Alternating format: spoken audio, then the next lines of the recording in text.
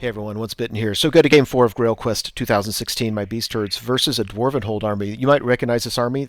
This guy is actually in my game club. We've played at least 2 games on this channel.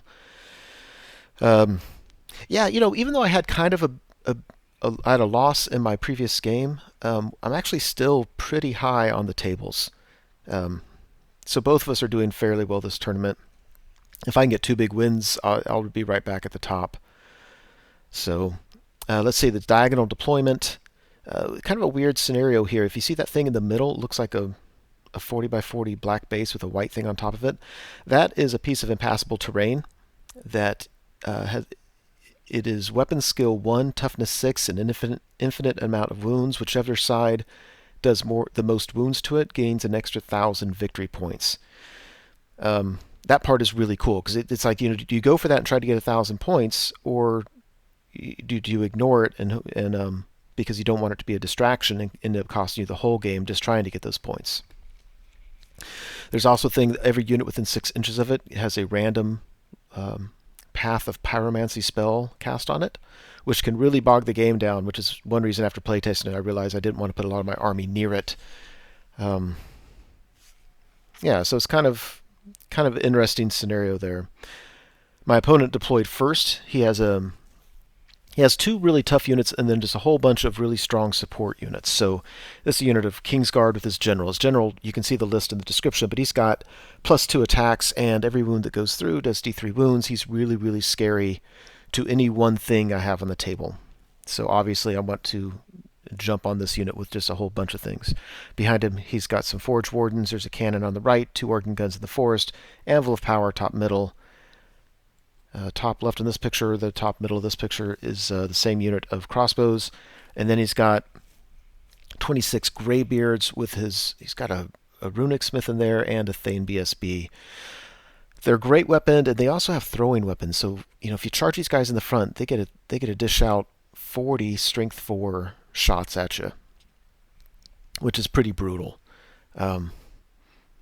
So I was happy to see, when I saw him put his 2 units where they did, I decided just to throw my units in the far right corner, 1, to use that hill to hide behind, and 2, just to try to stay away from this unit as much as possible. So I've got my Centaur Chieftain, a Razor Tusk, Gartak number 1, Razor Tusk number 2. Let's see, there's my Gortak number 2. Then in the middle of this picture is my general on a chariot. Then there's my Battle Standard Bearer on a rock or rock. It's a special rule for this tournament. See the introductory video if you're confused about that. Then there's Gortak number 3, Razor Tusk number 3. This guy, I'm using the Bull Taurus model because I lost my 3rd Razor Tusk model. Unit of Gargoyles and a Jabberwock. So the Jabberwock, I really don't see a whole lot of uses for it. I mean, it can fly around and help with War Machines, but in previous games he hasn't been doing very much against War Machines. My thinking was, I can't fit him on the right-hand side with everything else, so I'll just put him to threaten that thing in the middle, so that if my opponent doesn't send a unit after it, I'll just use the Jabberwock to go up there and just get a couple wounds and gain 1,000 victory points.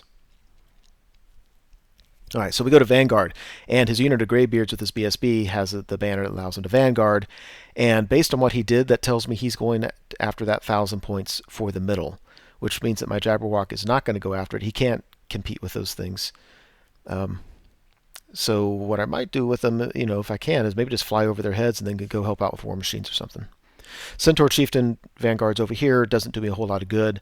My opponent's going to go first. If this guy pokes his nose out anywhere, those organ guns are going to shoot him. I deployed so that the organ guns have nothing to shoot at turn 1. So if I poke this guy's head out, they'd all of a sudden have 1 target. It would just be giving him points. All right, so we go to Dwarves turn 1. His Greybeards march, as you can see. So they're going after that thing in the middle. I can't compete with that, and actually I'm okay with it. If that unit stays all game there, he's going to save all those points and get that 1,000 extra victory points, and that's going to really help him. But it gives me a much better chance of wiping out the rest of his army. So that's kind of what I'm just going to have to go with right now. His cannon has very few targets. He decides to pick on the Jabberwock, does 4 wounds to him. That changes everything. With 1 wound left, this guy, if I fly up to try to help out with War Machines, he's just going to shoot him and get those points. So I'm just going to retreat him. On my turn, he flies as far back as I can and gets just barely out of range of his cannon. So there's nothing my opponent can do about the Jabberwock now. He's got half points. I'll just have to deal with it. Otherwise, I bum rush everything else. And overall, I'm okay with what I did. There's one point in my execution of it that I really screwed up on, which will become clearer in a little bit. But one unit of Wild Horns and my Beast Giant are able to ambush. I still have another unit of Wild Horns that they were not able to come on. So again, my thinking is I've got a lot of stuff on the table. You're about to get charged by just a lot of different things. He's going to get one round of shooting, and it's not going to be pretty. He's going to do a lot of damage to me, but I think I'm going to have plenty of things left over to really hurt him. And if you look on the left, his Greybeards charge that thing, and the way it works is after you charge it, then you bounce off an inch. Well, every time they bounce off, there's nothing that unit can do. I mean, even to reform is going to be difficult to try to come back and get back in the fray. So I'm kind of can operate with impunity in terms of that unit, the really tough unit he has on the left-hand side. So ambushing Wild Horns, ambushing Giants, Centaur Chieftain, and looking down the barrel. I like my odds here. Now everything within 6 inches of my Beast Lord and the Chariot gets a +1 to their charge, so I'm pretty likely to get all these things into combat. All right, so we go to Dwarves turn 2. This is where I think both of us are kind of nervous. Having done a bunch, not as many as he should have done, but having done a bunch of wounds to that thing in the middle, he was able to reform and move his unit away. So basically what he did is he reformed facing he did like a 180-degree reform, and then he just wheeled over. And so that's on the left. Otherwise, there's not a lot of movement going on. He just kind of turns so he can shoot at my stuff. And then he starts shooting. So I'm assuming these are the Forge Wardens. This could have been an organ gun. His organ guns were on fire. Yeah, I think his organ gun did that. Just took out core attack number 1. His Forge Wardens, I believe, picked on my Centaur Chieftain. They only did 2 wounds, which I thought was pretty crazy. I think they should have killed him pretty easily. And then his other organ gun picks on this Giant and does 5 wounds out of 6. So again, that changes everything. 1 Gore-Tech off the table really hurts. These 2 guys with only 1 wound remaining, I can't risk them really in most any combat. So he didn't get full points for them, but he got half points for them, or at least for the Giant, and in a lot of ways took him out of the game. Oh, I forgot to say that. All right, so I'm going to go back a few. So what's hard to see in this picture is he charged his general out of the Kingsguard unit and charged my Gore-Tech on the hill. And I was so mad at myself because I just didn't see that coming. And I'm the biggest proponent I know of charging characters out of units. Like, I love doing that. And all I had to do was to take my Razor Tusk, and instead of putting him where I did, angling him, just put him to where the king couldn't charge past him. And then just realign my units so that if they hit him and overrun, they're not going to, get the charge on anything. So instead, he charges this guy. Now, yeah, this just isn't good. If he kills him, I think I can countercharge with my general, and that's just iffy. It's iffy for both of us. That combat could go either way. But he doesn't kill him, and he reforms, shuffles over, or he charged in such that my Razor Tusk can't charge past him, and my Gore-Tech is just sitting there. So when he did kill my Gore-Tech, and by the way, he forgot to attack with his 2 shield bearers. Had he done that, he would have killed this guy. But I got to swing back, and I was thinking, oh, this is my chance, and I couldn't kill him. I think my memory is that I got him down to 1 wound, though. Like, he has 4 wounds, and I did 3 wounds on him. So I can't complain about that, to be honest. Just mad at myself for not seeing it. So we go to Beast Herd's turn 2. And so I charged 1 Razor Tusk at his Kingsguard unit. The other one that couldn't charge because his general just kind of moved out on the far right side where you can see him. My general, my BSB on the Rock, and then my Gore-Tech on the left failed his charge. He did not need much. I forgot what he needed. It was not much, and he failed it, which just really sucks because he would have added just a whole lot to that combat. Let's see. Wild Horns top middle, charge an organ gun. My Gargoyles charge an organ gun. I really, really screwed up. If you look just behind the Forge Wardens, you see my Centaur Chieftain, and I put him there because I wanted him to have the option of shooting at the cannon or the Anvil of Power. And I knew when I did it that I was like, if my Gargoyles beat that organ gun, they can overrun and get a rear charge into those Forge Wardens. And then I just, as in the math in my head, I'm like, there's too many things that can go wrong. Um, yeah, I don't know. In hindsight, it was just dumb to put him there. There's that. I know I'm going to win it. He's pretty tough again. I mean, he threatens to do a lot of wounds to me here.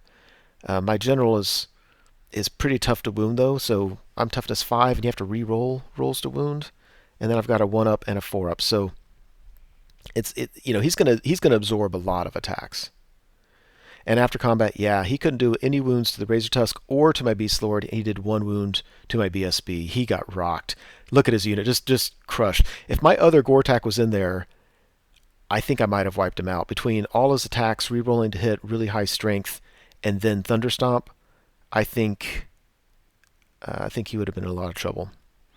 Regardless, damn it, as it is, we hold up. And his general, of course, kills my Gortak and then reforms. So his general's on 1 wound remaining, and he's looking, I think, and he's looking to charge. Actually, no, I am pretty sure. He's 1 wound remaining. He's going to charge my general. And I'm thinking, his guy has a 1-up, 4-up, and my general's not a slouch in combat. I've got +1 strength, so I'm strength 6, rerolling to hit. Like, I don't know. I'm not loving it because he does D3 wounds, and that just really scares me. Anyway, over here the Wild Horns couldn't. I think there's still 1 wound remaining on that organ gun, and of course they don't pop very easily. The Gargoyles take out the organ gun, and then I'm cursing myself for having that Centaur Chieftain in the way. Just so frustrating. All right, we go to Dwarven Holds turn 3. Oh, so in scary news, his BSB's unit charges my Razor Tusk, and I flee. So what I wanted, if you look at the top left where I fled to, I wanted him to catch him and reform and just be way, way, way up there, where the only thing he's really threatening is that Wildhorn unit that's probably going to get rocked anyway. But he decides to redirect, and he needs a 10 to charge my Rock-a-Rock. And I forgot how it happened. Basically, he failed it. But it was just really scary because he rolled a 10, but right before he rolled it, we were like, okay, this is your leadership test. And he's like, oh, that's right, I have to take a leadership test. He rolls it, it's a 10. I'm like, damn it. that would have been awful. That would have just been awful. Anyway, so they failed it, so that's good news. Now I have time to get rid of that unit. And let's see. So he charges the flank of my Wild Horns with the crossbows. My hope is my Wild Horns can kill the organ gun, and then even if I lose combat, I have a chance of getting away. His general decides to come in. He has 1 wound left. I've got 4 attacks, rerolling to hit, strength 6. I need 1 wound to go through. Any wounds I do to him, his 1-up goes to a 4-up. So he's going to have a 4-up and a 4-up. So he should save 3 out of every 4 wounds I do to him, which aren't fantastic odds for me. But he's got to get past my 1-up and my 4-up, and he has to reroll rolls to wound for me. So I actually kind of like my odds there. So after combat, oh my gosh. So I do 2 wounds to him, and then with a 4-up, 4-up, he saves them both. Darn it. He hits me, and I can't make any save. My 1-up and my 4-up, I think I fail all of them, and luckily he whiffs on his multiple D3. He doesn't roll that high, but he still does 4 wounds to me, so we're both sitting on 1 wound left. And the only good news is I get to strike first. But that should not have gone the way it did, in my opinion. I wrecked the rest of his unit, and my Rock-a-Rock is sitting there having taken 3 wounds. He's somewhat vulnerable. I just need to get him to safety. So we go to Beast Herd's turn 3. Oh, I take it back. I don't think I was out. I think he had 1 model remaining, which is really, really frustrating. So I take my gargoyles up, and at this point, I'm thinking it may have been better that I screwed up the way I did and they didn't charge the Forge Wardens, because now they're available. They can fly back and redirect the Greybeards unit, which is absolutely essential. Otherwise, those guys come in and wreck everything. The other Gortak can't get into battle anyway, so I positioned him so that I could charge the thing in the middle or charge the flank of that BSB's unit. If he wants to reform the BSB's unit and shoot at my Gortak, I'm great with that. I'm not worried about that at all. And it'll keep him away from everything else. I can take this Gortak and just march circles around that unit and just keep him out of the battle.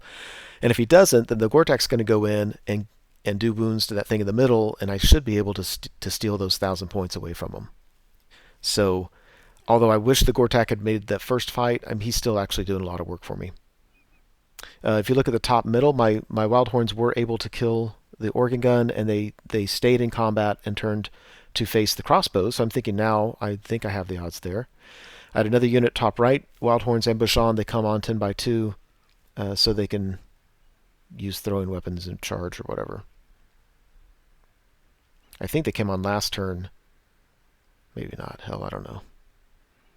Anyway, it looks like that. Oh, and Razor Tusk charges flank the Forge Wardens. I don't love that.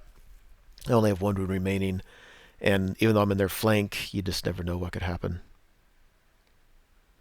After combat, yeah, now that I should have, I think, won or done better, but I think he gave these guys great weapons, I think. So anyway, I fail that and run. In the scheme of things, that doesn't really matter. But this bout gave me a conniption fit. Oh my gosh. So again, 4 attacks, reroll into hits, strength 6. I do 2 wounds on him. He's already made 2 out of 2 saves. I need him to fail 1 of them and die. 4 up, he saves them both. And then he only had 1 wound to do my general. He does it. Now I just reform with the Rock, but if he charges in, I think he kills this. I think he wins that. And he's just scooping up points left and right. Oh, so frustrating. So we go to Dwarves turn 4. He does decide on the left to turn around and shoot at my Gortak. His general charges the Rock. His crossbows charge the rear of my gargoyles, and I stay for it because I don't think he's going to kill them all, and I think I have a decent chance of getting away. And his Forge Wardens, if you look at the top right, didn't break and reformed, and they're going to kill my Razor Tusk. So at this point, I have no more pictures, and I don't know what happened. I don't think I forgot to take pictures, but they're not on my they're not to be found. So I can tell you that his general kills my Rock. His Forge Wardens kill my Razor Tusk. I kill his cannon. I think at the end of the game, he has his general on 1 wound left, his Anvil of Power, and his Greybeards with his 2 characters there, and his crossbows. My Gortak charges in, gets the 1,000 points for the thing in the middle, so I still have a Gortak. I think he ends up getting my Wildhorns that are fleeing right now. I think he gets my Gargoyles. So I don't have a whole lot left on the table. Anyway, we add it all up, and it's a tie. It's a 10-10 tie. But because I won some scenario, I've that small unit of 10 Wildhorns that I deployed on the upper left and then just walked into his deployment zone. I guess I would have had his anyway, whatever it was. Because of scenarios, objectives, and all that, I end up getting, I think, 13 points out of this game. Possibly 12 or 13, something like that. So, it comes out points-wise to be a draw or a minor victory. So I had a lot of fun playing this game. I was kicking myself for not seeing his general charging out. That made all the difference in the freaking world. I think I had him, and that one mistake really screwed things up. Had I stopped that and could charge him, I almost killed his general anyway. So if I charge in with my general, the chariot impact hits alone, you never know what could happen. Anyway, fun game. Even though Game 3 was a loss and Game 4 was barely a win, I'm still fairly high on the tournament. I'm still doing better than I think I should be doing. It's kind of weird. I think there's just a lot more close games than you would expect. Anyway, that's it for this one. Thank you so much for watching the video. I truly hope you enjoyed it. As you know, YouTube has a variety of functions you can use to interact with videos such as this. You can like or comment on the video, you can favorite it, you can share it, and of course you can subscribe to the channel. And I encourage you to do any or all of those things as a way of interacting between viewer and producer. As always, I appreciate your patronage on the channel and wish you all the best.